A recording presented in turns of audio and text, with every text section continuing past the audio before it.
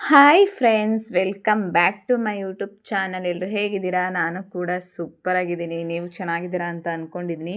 ಈಗ ಯಾರಾದರೂ ಹೊಸ್ದಾಗಿ ವಿಡಿಯೋ ನೋಡ್ತಾ ಇದ್ದರೆ ಪ್ಲೀಸ್ ಸಬ್ಸ್ಕ್ರೈಬ್ ಮಾಡಿಕೊಂಡು ಬೆಲ್ ಬಟನ್ ಮೇಲೆ ಕ್ಲಿಕ್ ಮಾಡಿ ಆಲ್ ಅಂತ ಓಕೆ ಕೊಡಿ. ನಾನು ಮಾಡೋ ಪ್ರತಿಯೊಂದು ವಿಡಿಯೋ ಕೂಡ ನೀವು ನೋಡ್ಬೋದು. ಇವತ್ತು ನಾನು ಸ್ವಲ್ಪ ಲೇಟಾಗಿ ಎದ್ದಿದ್ದೀನಿ. ಒಂದು 7:30-8 ಗಂಟೆ ಆಗಿರಬೇಕು ಅಂತ ಅನಿಸುತ್ತೆ. ಯಾಕೆ ಅಂದರೆ ಮಕ್ಕಳಿಗೆ ದಸರಾ ರಜೆ ಕೊಟ್ಟಿದ್ದಾರೆ. ಮಕ್ಕಳು ಸ್ಕೂಲ್ ಇದ್ದರೆ ಬೇಗ ಎದ್ದು ಟಿಫನ್ ಅದು ಇದು ಅಂತ ಮಾಡಬೇಕು, ರೆಡಿ ಮಾಡಬೇಕು, ಕಳಿಸ್ಬೇಕು ಅಂತ ಇರುತ್ತೆ. ಆದರೆ ಮಕ್ಕಳಿಗೆ ಇವಾಗ ದಸರಾ ರಜೆ ಇರೋದ್ರಿಂದ ನಾನು ಲೇಟಾಗಿ ಎದ್ದಿದ್ದೀನಿ. ಎದ್ಬಿಟ್ಟು ಟಿಫನ್ಗೆ ಅಂತ ರೆಡಿ ಮಾಡ್ತಾಯಿದ್ದೀನಿ. ಮಕ್ಳಿಗೇನೋ ರಜೆ ಕೊಟ್ಟಿದ್ದಾರೆ, ಆದರೆ ಹಸ್ಬೆಂಡ್ಗೆ ಕೆಲಸ ಇರುತ್ತೆ ಅಲ್ವಾ, ಅದಕ್ಕೋಸ್ಕರ ಟಿಫನ್ ಮಾಡ್ಕೊಡೋಣ ಅಂದ್ಬಿಟ್ಟು ಮಾಡಿಕೊಡ್ತಾ ಇದ್ದೀನಿ. ಮತ್ತು ಅವ್ರಿಗೆ ಭಾನುವಾರನೇ ಮುಗೀತು ಎಕ್ಸಾಮ್ ಎಲ್ಲ ಮುಗಿದು ದಸರಾ ರಜೆ ಕೊಟ್ಟಿದ್ದಾರೆ ಮಕ್ಕಳಿಗೆ. ಆದರೆ ಅವರು ಒಂದೇ ಸಮ ಹಠ ಮಾಡ್ತಾಯಿದ್ದಾರೆ, ಅಜ್ಜಿ ಮನೆಗೆ ಕರ್ಕೊಂಡೋಗು ಅಂತ. ಆದರೆ ನನಗೆ ಹೋಗೋಕ್ಕೆ ಮನಸ್ಸೇ ಇಲ್ಲ. ಅದೇನೋ ಗೊತ್ತಿಲ್ಲ, ನನಗೆ ಹಬ್ಬ ಏನಾದರೂ ಫಂಕ್ಷನ್ ಇದ್ದಾಗ ಹೋಗಬೇಕು ಅಂತ ಅನಿಸುತ್ತೆ. ಆದರೆ ಈ ಥರ ರಜೆ ಕೊಟ್ಟಾಗ ಹೋಗಿ 2 ದಿನ ಇರಬೇಕು ಅಂತ ನನಗೆ ಅನಿಸೋದೇ ಇಲ್ಲ. ನನಗೆ ಇರಬೇಕು ಅಂತ ಅನ್ನಿಸ್ದಾಗ ಮಕ್ಳಿಗೆ ರಜೆನೇ ಇರೋಲ್ಲ. ಆದರೆ ಇವಾಗ ನನಗೆ ಹೋಗಬೇಕು ಅಂತ ಅನ್ನಿಸ್ತಾ ಇಲ್ಲ, ಆದರೆ ಮಕ್ಕಳಿಗೆ ರಜೆ ಇದೆ. ಮತ್ತು ದಸರಾ ರಜೆ ಕೊಟ್ಟಿರೋದ್ರಿಂದ ಮತ್ತು ಫ್ಲವರ್ ಶೋ ಮತ್ತು ಲೈಟ್ಸ್ ಎಲ್ಲ ಇರುತ್ತೆ ಅಲ್ವಾ, ಅದೆಲ್ಲ ಮಕ್ಕಳಿಗೆ ಸ್ವಲ್ಪ ತೋರಿಸ್ಬೇಕು. ಅದಕ್ಕೋಸ್ಕರ ಹೋಗೋಣ ಅಂದ್ಬಿಟ್ಟು ಇದು ಮಾಡ್ತಾಯಿದ್ದೀನಿ. ಆದರೆ ಇವತ್ತು ಹೋಗಲ್ಲ, ನಾಳೆ ಹೋಗ್ತೀನಿ. ಇವತ್ತು ಸ್ವಲ್ಪ ಮನೇಲಿ ಏನೇನು ಕೆಲಸ ಇದೆ ಎಲ್ಲನೂ ಕೂಡ ಫುಲ್ಲು ಮುಗಿಸ್ಬಿಟ್ಟು ನಾಳೆಗೆ ಹೋಗೋಣ ಅಂದ್ಬಿಟ್ಟು ಇದು ಮಾಡ್ತಾಯಿದ್ದೀನಿ. ಆದರೆ ನಮ್ಮ ಮನೆಯವ್ರಿಗಂತೂ ಆಗ್ತಾಯಿಲ್ಲ. ಇದ್ದಾಗ ಹೋಗು ಅಂತ ಹೇಳ್ತಾರೆ. ಏನಾದರೂ ಒಂದು ಮಾಡಿಬಿಟ್ರೆ, ಹೋಗು ನಿಮ್ಮ ಅಪ್ಪನ ಮನೆಗೆ, ಇಲ್ಲಿ ಇರಬೇಡ ನೀನು, ಹೋದ್ರೂ ನಿಮ್ಮ ಅಪ್ಪನ ಮನೆಗೆ ಬರಬೇಡ ಅಂತ ಹೇಳ್ತಾರೆ. ಆದರೆ ಹೋದರೆ ಆ ಥರ ಅಂತಾರೆ, ಇದ್ದಾಗ ಆ ಥರ ಅಂತಾರೆ. ಇವಾಗ ಒಯ್ತೀನಿ ಅಂದರೆ ಬೈತಾರೆ. ಏನು ಮಾಡಬೇಕು ಅನ್ನೋದೇ ಗೊತ್ತೇ ಆಗೋಲ್ಲ ನನಗಂತೂ. ನಗೋದು ಅಳೋದು ಅಂತಲೇ ಗೊತ್ತೇ ಆಗೋಲ್ಲ. ಇದ್ದಾಗ ಹೋಗು ಅಂತ ಹೇಳ್ತಾರೆ, ನಿಮ್ಮ ಅಪ್ಪನ ಮನೆಗೆ ಹೋಗು, ಇಲ್ಲಿರಬೇಡ, ಹಾಗೆ ಹೀಗೆ ಅಂತ. ನಾವು ಹೋಗ್ತೀನಿ ಅಂದಾಗ ಕೋಪ ಮಾಡ್ಕೊಳ್ತಾರೆ. ಅದು ಯಾಕೆ ಅಂತ ಗೊತ್ತಿಲ್ಲ. ಬೆಳಗ್ಗೆಯಿಂದ ಊರಿಗೆ ಹೋಗ್ತೀನಿ, ಹೋಗಿದ್ದು ಬರಲ್ಲ ಅಂತ ಕೇಳ್ತಾನೇ ಇದ್ದೀನಿ. ಅವರು ಮಾತು ಆಡ್ತಿಲ್ಲ, ಏನೂ ಆಡ್ತಿಲ್ಲ. ಒಂದೇ ಒಂದು ಮಾತು, ಹೋದ್ಮೇಲೆ ನೀನು ಬರಬೇಡ, ಅಲ್ಲೇ ಇರು, ನಿಮ್ಮ ಅಪ್ಪನ ಮನೆಯಲ್ಲೇ ಇರು, ಬರಬೇಡ ಇನ್ನೂ ಅಂತ ಹೇಳ್ತಾ ಇದ್ದಾರೆ. ಅದಕ್ಕೆ ಆಯಿತು, ಹೋಗೋದೇ ಇಲ್ಲ ಬಿಡು ಅಂತ ಹೇಳಿದ್ದೀನಿ. ನೋಡೋಣ, ಅವ್ರು ಏನಾದರೂ ಪರ್ಮಿಷನ್ ಕೊಟ್ಟರೆ ನಾಳೆ ಹೋಗೋಣ ಅಂತ ಅಂದ್ಕೊಂಡಿದ್ದೀನಿ. ನಮಗೇನೋ ಆಸೆ ಇಲ್ಲದೇ ಇರ್ಬೋದು, ಆದರೆ ಮಕ್ಕಳುಗಳಿಗೆ ಈ ದಸರಾ ರಜೆ, ಬೇಸಿಗೆ ರಜೆ ಬಂದಾಗಲೇ ಅಜ್ಜಿ ತಾತನ ಮನೇಲಿ 1-2 ದಿನ ಅಜ್ಜಿ ತಾತವ್ರ ಜೊತೆ ಕಾಲ ಕಳೆಯೋಕ್ಕೆ ಅವಕಾಶ ಸಿಗೋದು. ಇಲ್ಲ ಅಂದರೆ ಆ ಮಕ್ಕಳುಗಳು ಪಾಪ ಬರೀ ಓದೋದು, ಬರೆಯೋದು, ಮನೇಲೇ ಇರೋದು, ಈ ಥರನೇ ಆಗ್ಬಿಟ್ಟಿರುತ್ತೆ. ಮಕ್ಳಿಗೂ ಆಸೆ ಇರುತ್ತೆ ಅಲ್ವಾ, ಹೊರಗಡೆ ಹೋಗಬೇಕು ನಾವು ಕೂಡ ಎಲ್ಲರ ಥರ ಅಂತ.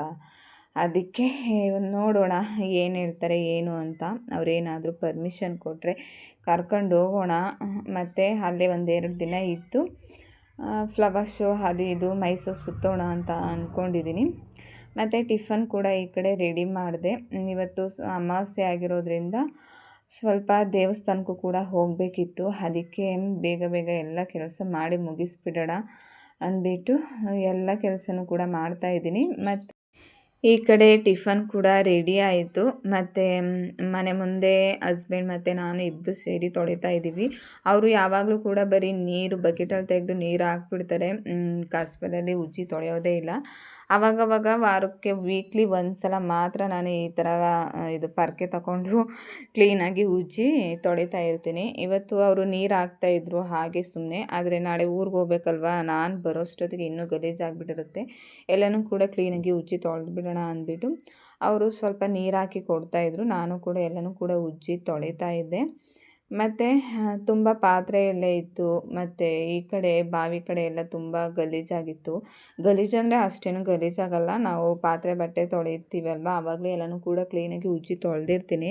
ಆದರೆ ಈ ಕೋಳಿಗಳು ಇರ್ತವೆ ಅಲ್ವಾ, ಕೋಳಿ ನಾಯಿ ಅದು ಇದು ಇರ್ತವೆ ಅಲ್ವಾ, ಅವು ಯಾವುದು ತೊಳೆದ್ಬಿಟ್ಟು ಅಂತ ಹೋಗಿರ್ತೀವಿ, ಅದೇ ಸಮಯಕ್ಕೆ ಅವು ಬಂದು ಎಲ್ಲ ತುಳಿದು ಮಣ್ಣೆಲ್ಲ ತೊಳೆದು ಇದು ಮಾಡಿಬಿಟ್ಟಿರ್ತವೆ.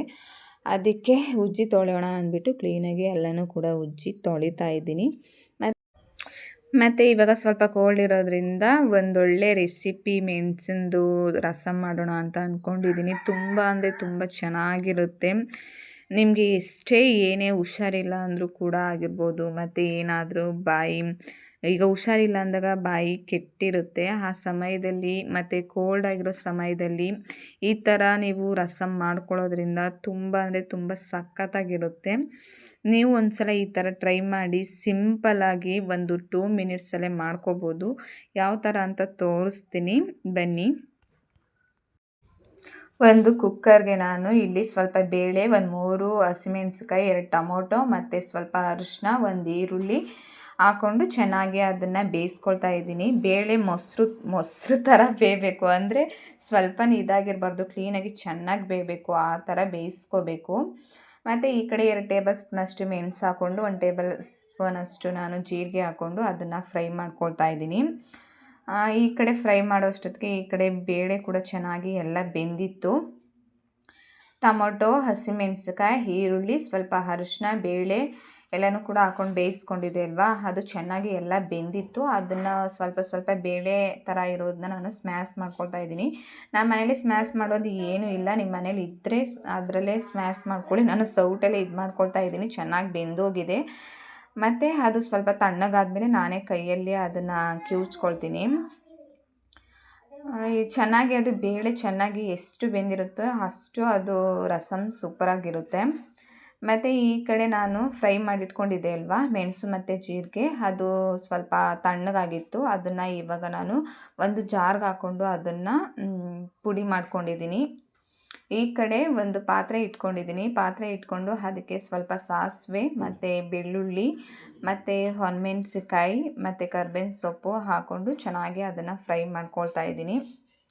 ನಿಮಗೆ ಎಷ್ಟೇ ಹುಷಾರಿಲ್ಲದೆ ಬಾಯಿ ಕೆಟ್ಟಿದ್ರೂ ಕೂಡ ಈ ಥರ ಒಂದು ಸಲ ಟ್ರೈ ಮಾಡಿದ್ರೆ ತುಂಬ ಅಂದರೆ ತುಂಬ ಚೆನ್ನಾಗಿರುತ್ತೆ. ಹುಷಾರಿಲ್ಲ ಅಂದಾಗ ಎಂಥರೂ ಕೂಡ ಊಟ ಸೇರೋದೇ ಇಲ್ಲ. ಈ ಥರ ಒಂದು ಸಲ ಮಾಡ್ಕೊಂಡು ತಿನ್ನಿ, ತುಂಬ ಚೆನ್ನಾಗಿರುತ್ತೆ. ಈಗ ಎಲ್ಲ ಕೂಡ ಒಣಮೆಣ್ಸಿಕಾಯಿ, ಸಾಸಿವೆ, ಬೆಳ್ಳುಳ್ಳಿ ಎಲ್ಲನೂ ಹಾಕ್ಕೊಂಡು ಒಗ್ಗರಣೆ ಆದಮೇಲೆ ನಾನು ಬೇಯಿಸಿ ಇಟ್ಕೊಂಡಿದ್ದೆ ಅಲ್ವಾ ಬೇಳೆ, ಟೊಮೊಟೊ, ಹಸಿಮೆಣಸಿಕಾಯಿ, ಈರುಳ್ಳಿ, ಅರಿಶಿನ ಎಲ್ಲನೂ ಕೂಡ ಅದನ್ನು ಇವಾಗ ನಾನು ಪಾತ್ರೆಗೆ ಹಾಕ್ಕೊಳ್ತಾ ಇದ್ದೀನಿ. ಹಾಕ್ಕೊಂಡು ನಾವು ಪುಡಿ ಮಾಡಿ ಇಟ್ಕೊಂಡಿರೋ ಅಂಥ ಮೆಣಸು ಮತ್ತು ಜೀರಿಗೆ ಎರಡು ಕೂಡ ಸೇರಿಸಿ ಒಂದು 2 ಟೇಬಲ್ ಸ್ಪೂನಷ್ಟು ಆಗಿತ್ತು. ಅದನ್ನು ಕೂಡ ಇವಾಗ ಹಾಕ್ಕೊಳ್ತಾ ಇದ್ದೀನಿ. ಹಾಕ್ಕೊಂಡು ನಮಗೆ ರುಚಿಗೆ ತಕ್ಕಷ್ಟು ಉಪ್ಪನ್ನ ಹಾಕ್ಕೊಂಡು ಒಂದು 2 ಮಿನಿಟ್ಸ್ ಅದನ್ನು ಕುದಿಸ್ಕೊಂಡೆ ರಸಮ್ ಕೂಡ ರೆಡಿಯಾಗುತ್ತೆ. ಕೊನೆಯಲ್ಲಿ ನೀವು ಕಾಯಿ ತುರಿ ಮತ್ತು ಕೊತ್ತಂಬರಿ ಸೊಪ್ಪು ಕೂಡ ಆ್ಯಡ್ ಮಾಡ್ಬೋದು. ನಮ್ಮ ಮನೇಲಿ ಕೊತ್ತಂಬರಿ ಸೊಪ್ಪು ನಾನು ಜಾಸ್ತಿ ತಂದು ಇಟ್ಕೊಳ್ಳಲ್ಲ, ನಮ್ಮ ಮನೇಲಿ ಫ್ರಿಡ್ಜ್ ಇಲ್ಲ ಅಂತ. ಬೇಕು ಅಂದಾಗ ಅರ್ಜೆಂಟಾಗಿ ತರಿಸ್ಕೊಳ್ತೀನಿ ಅಷ್ಟೇ. ಅದಕ್ಕೆ ನಾನು ಬರೀ ಕಾಯಿ ತುರಿ ಮಾತ್ರ ನಾನು ಇಲ್ಲಿ ಆ್ಯಡ್ ಮಾಡ್ತಾಯಿದ್ದೀನಿ. ನಿಮ್ಮ ಮನೇಲಿ ಕೊತ್ತಂಬರಿ ಸೊಪ್ಪು ಇದ್ದರೂ ಕೂಡ ಹಾಕ್ಕೊಡಿ. ಮತ್ತು ಕಾಯಿ ತುರಿ ಮಾತ್ರ ಮಿಸ್ ಮಾಡಬೇಡಿ. ಕಾಯಿ ತುರಿ ಹಾಕೋದ್ರಿಂದ ರಸಮ್ ಇನ್ನೂ ಸೂಪರಾಗಿರುತ್ತೆ. ನಾನು ಕೂಡ ಕೊನೆಯಲ್ಲಿ ಕಾಯಿ ತುರಿ ಹಾಕ್ಕೊಂಡು ಅದನ್ನು ಒಂದು 2 ಮಿನಿಟ್ಸು ಬೇಯಿಸ್ಕೊಂಡಿದ್ದೀನಿ. ನೋಡಿ, ಇಷ್ಟು ತೆಳುವಾಗಿದ್ದರೆ ಸಾಕಾಗುತ್ತೆ. ತುಂಬ ಅಂದರೆ ತುಂಬ ಚೆನ್ನಾಗಿರುತ್ತೆ. ಬಿಸಿ ಬಿಸಿ ಅನ್ನಕ್ಕಂತೂ ಒಂದು ಒಳ್ಳೆಯ ರಸಮ್ ಅಂತಲೇ ಹೇಳ್ಬೋದು. ನೀವು ಒಂದು ಸಲ ಟ್ರೈ ಮಾಡಿ. ಮತ್ತು ನಾವು ಕೂಡ ಈ ಕಡೆ ಮಕ್ಳಿಗೆಲ್ಲ ಸ್ನಾನ ಮಾಡಿಸ್ಬಿಟ್ಟು ರೆಡಿ ಮಾಡಿಸ್ಕೊಂಡು, ಮತ್ತು ನಾನು ಕೂಡ ಸ್ನಾನ ಮಾಡಿ ರೆಡಿ ಆಗಿಬಿಟ್ಟು, ಇವತ್ತು ಅಮಾವಾಸ್ಯೆ ಇರೋದ್ರಿಂದ, ಮಹಾಲಯ ಅಮಾವಾಸ್ಯೆ ಇರೋದ್ರಿಂದ ದೇವಸ್ಥಾನಕ್ಕೆ ಹೋಗಿದ್ದು ಬರೋಣ ಅಂದ್ಬಿಟ್ಟು ಹೋಗ್ತಾ ಇದ್ದೀವಿ. ದೇವಸ್ಥಾನಕ್ಕೆ ಅಂತ ಬಂದು ತುಂಬ ಅಂದರೆ ತುಂಬ ರಶ್ ಇದ್ದರು. ಎಷ್ಟೊಂದು ರಶ್ ಇದ್ದರು ಅಂದರೆ ಇವತ್ತು ಮಹಾಲಯ ಅಮಾವಾಸ್ಯೆ ಆಗಿರೋದಕ್ಕೂ ಅದಕ್ಕೂ ತುಂಬ ಅಂದರೆ ತುಂಬ ರಶ್ ಇದ್ದರು. ನಾವು ಕೂಡ ಈ ಕಡೆ ಪೂಜೆ ಸಾಮಾನೆಲ್ಲನೂ ಕೂಡ ತಗೊಂಡು ನಾವು ದೇವಸ್ಥಾನ ಒಳಗಡೆಗೆ ಹೋಗೋಣ ಅಂತ ಬರ್ತಾಯಿದ್ದೀವಿ. ಸುತ್ತಮುತ್ತ ನೋಡಿದ್ರೆ ಬಸ್ಸು, ಕಾರು, ಬೈಕು ಎಲ್ಲದರಲ್ಲೂ ಕೂಡ ತುಂಬ ಜನ ಬಂದಿದ್ದಾರೆ. ತುಂಬ ಅಂದರೆ ತುಂಬ ರಶ್ ಇದೆ. ಇವತ್ತು ಎಷ್ಟು ಗಂಟೆ ಆಗುತ್ತೆ ಏನೋ ಅಂತ ಗೊತ್ತಿಲ್ಲ. ದೇವಸ್ಥಾನದಿಂದ ಒಳಗಡೆ ಹೋಗೋದು ಎಷ್ಟು ಗಂಟೆಗೆ, ಬರೋದು ಈಚೆ ಕಡೆ ಎಷ್ಟು ಗಂಟೆಗೆ ಅನ್ನೋದೇ ಗೊತ್ತಿಲ್ಲ, ಅಷ್ಟು ರಶ್ ಇದ್ದಾರೆ. ನಾವು ಕೂಡ ಈಗ ಒಳಗಡೆಗೆ ಪೂಜೆ ಮಾಡ್ಸೋಕ್ಕೆ ಅಂತ ಹೋಗ್ತಾ ಇದ್ದೀವಿ. ಹೊರಗಡೆಯಿಂದ ದೇವಸ್ಥಾನ ಒಳಗಡೆ ತನಕನೂ ಕೂಡ ಫುಲ್ ಅಂದರೆ ಫುಲ್ಲು ಕ್ಯೂ ಇದೆ. ತುಂಬ ಅಂದರೆ ತುಂಬ ರಶ್ ಇದ್ದಾರೆ. ಸುತ್ತಮುತ್ತ ಕಾಲಿಡೋಕ್ಕೂ ಕೂಡ ಜಾಗ ಇಲ್ಲ, ಅಷ್ಟು ರಶ್ ಇದೆ ಇವತ್ತು. ನಾವು ಕೂಡ ಕ್ಯೂವಲ್ಲಿ ನಿಂತ್ಕೊಂಡು ದೇವ್ರ ದರ್ಶನ ಎಲ್ಲ ಕೂಡ ಚೆನ್ನಾಗಿ ಆಯಿತು. ನಾವು ಇದೇ ಊರಾಗಿರೋದ್ರಿಂದ, ಪರಿಚಯ ಆಗಿರೋದ್ರಿಂದ ಒಳಗಡೆಗೆ ಬಿಡ್ತಾರೆ. ಪರಿಚಯ ಇಲ್ಲದೆ ಇರೋರನ್ನ ಹೊರ್ಗಡೆನೇ ನಿಲ್ಲಿಸಿ ಪೂಜೆ ಮಾಡಿಸ್ತಾರೆ. ನಾವು ಕೂಡ ಪೂಜೆ ಎಲ್ಲ ಮಾಡಿಸ್ಕೊಂಡು ಇಲ್ಲಿ ಒಂದು 5 ಮಿನಿಟ್ಸ್ ಕೂತ್ಕೊಳ್ಳೋಣ ಅಂದ್ಬಿಟ್ಟು ಕೂತ್ಕೊಂಡಿದ್ದೀವಿ.